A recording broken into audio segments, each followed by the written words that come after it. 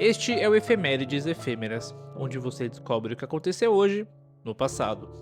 Em 23 de novembro de 1900 ou 1899, começou a história de um dos nossos maiores capoeiristas. Manuel dos Reis Machado nasceu no bairro do Engenho Velho, em Salvador, na Bahia. Apesar do ano de 1900 ser o mais citado do seu nascimento, alguns registros também apontam para 1899. Mas fato é que ele nasceu em uma família pobre e ganhou o apelido de Bimba logo quando nasceu. Sua mãe, Maria Martinha do Bonfim, apostou com a parteira que estava grávida de uma menina. Mas quando o Manuel nasceu, a parteira teria dito que tinha uma bimba no meio das pernas do bebê. Curiosamente, o termo bimba também é uma gíria para surra. Bimba cresceu e foi trabalhar como carpinteiro, estivador e ajudante geral. Mas desde os 12 anos ele começou a aprender capoeira com um comandante de barco africano chamado Bentinho. E com seu pai, Luiz Cândido Machado, ele aprendeu técnicas de batuque, uma arte marcial que era acompanhada por música e podia ser apresentada também como dança. Aos 18 anos, Bimba sentiu que a capoeira havia perdido sua eficácia como arte marcial e instrumento de resistência, tornando-se uma atividade folclórica reduzida a poucos movimentos. Para restaurar a arte, ele misturou movimentos da capoeira antiga, que depois ficou conhecida como Angola, com movimentos do batuque, que nessa altura já quase não era mais praticado. O agora mestre Bimba começou a adicionar novos golpes incorporados ao movimento básico, chamada ginga. Ele adicionou 15 novas técnicas à capoeira tradicional, como os chutes martelo e queixada, que se tornaram marcas registradas do novo estilo, que inicialmente ficou conhecido como luta regional da Bahia, e mais tarde foi simplificado para capoeira regional. Ele foi o primeiro a criar um método de ensino estruturado da arte, que não apenas revigoraram a capoeira como luta, mas também contribuíram para sua descriminalização e disseminação para diferentes grupos sociais e regiões do Brasil. Após uma demonstração no Palácio do Governador da Bahia, em 1928, Mestre Bimba conseguiu convencer as autoridades do valor cultural da capoeira. Esse trabalho resultou no fim da proibição oficial da capoeira em 1930, pondo fim a uma lei que estava em vigor desde 1890. Em 1932, Mestre Bimba fundou a primeira escola de capoeira, chamada Academia Escola de Cultural Regional, no Engenho de Brotas, em Salvador. Até então, a capoeira era praticada apenas nas ruas. Para mudar a reputação pejorativa da capoeira, Mestre Bimba impôs novos padrões de conduta e disciplina. Seus alunos deveriam usar uniforme branco e limpo, exercer a disciplina, não beber, não fumar e manter uma boa postura. Mas a arte ainda sofria muito estigma social. Existe um relato de agosto de 36 que Mestre Bimba teria sido emboscado por um chefe de polícia e 6 policiais armados na rua do Engenho Velho, por conta do seu envolvimento com a capoeira. Mas ele conseguiu desarmar e nocautear os 7 homens, defendendo-se apenas com golpes de capoeira. Nas décadas seguintes, ele continuou com o ensino e disseminação da capoeira, mas estava insatisfeito com as falsas promessas e a falta de apoio das autoridades na Bahia. Por esse motivo, Mestre Bimba se mudou para Goiânia em 1973. Porém, em 5 de fevereiro do ano seguinte, ele faleceu vítima de um AVC. Em 24 de novembro de 1971, aconteceu o sequestro mais bem sucedido da aviação. Um homem que se identificou como Dan Cooper se aproximou do balcão da Northwest Orient Airlines no Aeroporto Internacional de Portland e comprou uma passagem só de ida no voo 305, com destino a Seattle. Esse voo partiu às 14h30 do dia 24 de novembro de 1971. Pouco depois da decolagem, o homem entregou um bilhete à aeromoça escrito, abre aspas, eu tenho uma bomba na minha pasta e quero que você se sente perto de mim, fecha aspas. Ele mostrou a pasta para ela, que tinha 4 cilindros vermelhos conectados a um fio e uma bateria cilíndrica. Ele falou para ela solicitar ao comandante que transmitisse uma mensagem à torre de controle. Quando eles pousarem em Seattle, deveriam ser entregues 4 paraquedas e uma bolsa com $200 mil, o equivalente a 1.600.000 atualmente. O capitão William Scott retransmitiu as exigências de Cooper e eles circularam por aproximadamente 2 horas, até o FBI reunir o dinheiro do resgate. A aeromoça Tina McClough sentou-se ao lado de Cooper e percebeu que ele tinha familiaridade com o local, reconhecendo facilmente a base da Força Aérea de McCord. Às 17h46, eles pousaram em Seattle, o dinheiro foi entregue e os 36 passageiros foram liberados, junto com 2 aeromoças, restando apenas 6 tripulantes a bordo. Ele não precisou de instruções de como usaria os paraquedas e usou um dos outros 3 para improvisar uma mochila para transportar o dinheiro. Somente às 19h40 decolaram de novo, agora em direção à cidade do México, e ele deu instruções para voarem na velocidade mais baixa possível, dando informações precisas de como o comandante deveria proceder. 20 minutos depois, ele mandou que todos se fechassem dentro da cabine e, sem nenhuma assistência, abriu a porta traseira e pulou. Essa porta possui um mecanismo que não podia ser travado da cabine, diferente da porta dianteira, algo que foi alterado nos Boeing 727 com um dispositivo chamado Cooper Vanes. O avião pousou 3 horas mais tarde no aeroporto de Reno conforme orientado. As investigações indicaram que se tratava de alguém ligado à aviação, mas nenhuma outra evidência deu pistas de quem poderia ser. O repórter do The Oregon Journal registrou o nome dele na matéria erroneamente como D.B. Cooper. O erro foi replicado por outros jornais e o nome pegou para se referir ao caso. O FBI fez buscas por meses a partir da cidade de La Center, em Washington, mas não foram encontradas nenhuma pista do paradeiro de Cooper, nem mesmo o dinheiro foi rastreado. Somente em 1980, $5.800 do resgate foram encontrados no mesmo pacote do dia do sequestro, mas já estavam se desintegrando. Essa foi a única evidência encontrada até 2016, quando o caso foi oficialmente encerrado pelo FBI. Em 25 de novembro de 1510, Portugal conquistou a cidade de Goa. Em 1509, Afonso de Albuquerque se tornou governador do estado português na Índia. Ele queria quebrar a supremacia muçulmana no comércio do Oceano Índico e, para isso, Portugal precisava controlar pontos estratégicos. Uma expedição zarpou para o Mar Vermelho em janeiro de 1510 e receberam informações de um corsário chamado Timoji de que Goa estava fragilizada, já que o comandante do sultanato Bijapur, chamado Ismail Adil Shah, era jovem e inexperiente. Além disso, havia o descontentamento da população de Goa com os árabes. Em 16 de fevereiro, a armada navegou pelo rio Mandovi e rapidamente capturaram o forte. Goa foi formalmente ocupada sem resistência, após propor um acordo de liberdade e proteção aos habitantes. Adil Shah revidou em maio com cerca de 40 mil soldados. No dia 11, um grande ataque desmoronou as defesas portuguesas. 20 dias depois, a cidade foi retomada. Entre junho e agosto, as tropas de Albuquerque sofreram com as fortes chuvas e a perseguição de Adil Shah. Chegaram a cozinhar ratos e itens de couro para sobreviver, além de alguns motins de fidalgos insatisfeitos. Somente em agosto, a armada conseguiu chegar à ilha de Angediva, onde conseguiram apoio para retornar a Goa e tentar um novo ataque. Ele foi planejado e colocado em execução no dia 25 de novembro de 1510. Após 5 dias de luta, Adil Shah foi derrotado. Goa agora estava definitivamente na mão dos portugueses. Nos anos seguintes, a cidade foi atacada pelo sultanato, mas dessa vez Albuquerque conseguiu repelir os muçulmanos. Afonso de Albuquerque se tornou o primeiro europeu a conquistar uma terra na Índia desde Alexandre o Grande, e pela primeira vez, uma grande população não portuguesa estava sob o domínio da coroa. Goa se tornou um porto de comércio vital, garantindo uma fonte valiosa de rendimento aos portugueses. Para expandir a ocupação, houve um incentivo de casamento de portugueses com mulheres locais. Em 1520, Portugal estendeu seu domínio de Goa para o distrito vizinho de Racol. Em 1526, o rei Dom João III concedeu à cidade de Goa um estatuto legal de cidade portuguesa e em 1530 passou a ser a capital do estado português da Índia e permaneceu assim até 1961. Em 26 de novembro de 1899, começou a história do sequestrador do crime do século. Bruno Richard Hauptmann nasceu em Kamenz, no Império Alemão. Aos 11 anos, ele perdeu o pai e em 1917 perdeu os irmãos na Primeira Guerra. No mesmo ano, ele foi recrutado para o exército alemão e no conflito também quase perdeu a vida após ser atingido por estilhaços de uma bomba. Ao retornar do campo de batalha, ele cometeu alguns assaltos e foi preso 2 vezes na Alemanha. Em novembro de 1923, ele fugiu para os Estados Unidos, se escondendo em um navio transatlântico que foi para Nova York. Lá ele começou a trabalhar como carpinteiro, se casou em 1925 e teve um filho no ano seguinte. Daí pulamos para o dia 1º de março de 1932, especificamente na casa dos Lindbergh, em Nova Jersey. Charles Lindbergh Jr., de 20 meses, foi levado do seu berço no andar superior da casa. Uma nota de resgate escrita à mão exigia $50 mil. O pai da criança, Charles Lindbergh, foi o primeiro aviador a fazer um voo dos Estados Unidos para a Europa sem escalas e utilizou sua influência militar para interferir na investigação, que atraiu muita atenção na cena do crime, destruindo e contaminando evidências. Um professor aposentado chamado John Condon se ofereceu como intermediário da negociação e se encontrou com um homem que se apresentou como John e parecia ser estrangeiro. No começo de abril, o resgate foi pago com certificados de ouro, que estavam prestes a ser retirados de circulação, na esperança que isso facilitasse o rastreamento do dinheiro. Em 12 de maio, o corpo da criança foi encontrado por um motorista de caminhão a cerca de 7 km da casa dos Lindbergh. O crânio estava fraturado e a morte foi atribuída pelo golpe na cabeça. Logo na sequência, o pai insistiu na cremação da criança.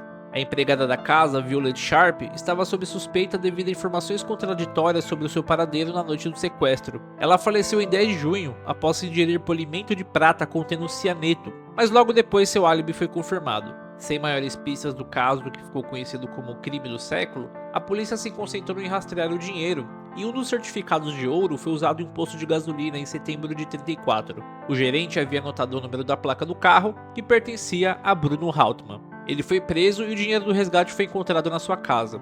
Ele alegou que uma mala havia sido deixada com ele por seu amigo, Isidor Fisk, que havia voltado para a Alemanha e falecido em março. Após saber da morte do amigo, ele abriu a mala e descobriu o dinheiro. Na casa de Bruno também foi encontrado o endereço e o número de telefone de John Condon e o desenho de uma escada, igual a usada no crime. No dia 3 de janeiro de 35 começou seu julgamento. Foi descoberto que ele estava ausente do trabalho no dia do pagamento do resgate, além de pedir demissão 2 dias depois. No mês seguinte, ele foi condenado à cadeira elétrica, mas o governador Harold Hoffman pediu a revisão do caso alegando que havia outra pessoa envolvida. Mesmo assim, o tribunal determinou que ele fosse executado em 3 de abril de 1936. Mas a história não parou por aí. Mais de 90 anos após o crime, o caso ainda é revisitado por especialistas em criminologia. Sempre houveram teorias de inocência de Bruno, e a maior suspeita recai sobre o pai, que era defensor de teorias eugenistas, chegando a se aproximar do partido nazista nos anos seguintes ao crime. Há indícios de que a polícia teria plantado provas, talvez por influência do pai, e ele teria cometido o crime porque a criança possivelmente teria problemas congênitos,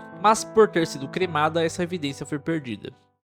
Em 27 de novembro de 2013, terminou a história do maior lateral esquerdo de todos os tempos. Nilton dos Santos nasceu em 16 de maio de 1925 no Rio de Janeiro. Sua trajetória no futebol começou em 1939, quando ele jogou pelo Fleixeiras, time do seu bairro na Ilha do Governador. Em 1945, ele se tornou soldado da aeronáutica e, com o incentivo do seu oficial, o Major Honório, começou a fazer testes nos grandes clubes do Rio. Chegou a treinar no Fluminense e foi convidado para jogar no São Cristóvão, mas por influência do Major, acabou tentando uma vaga no seu único clube profissional, o Botafogo de Futebol e Regatas. Em 1948, ele fez um teste e foi aprovado pelo técnico Zezé Moreira. A princípio iria jogar de atacante, mas foi deslocado para a lateral esquerda. Sua estreia com a camisa alvinegra ocorreu contra o São Cristóvão. Nilton Santos revolucionou a posição da lateral esquerda. Na época em que começou a atuar, a posição tinha essencialmente a função defensiva, mas ele foi precursor em arriscar subidas ao ataque através da lateral do campo, utilizando sua versatilidade para defender e atacar,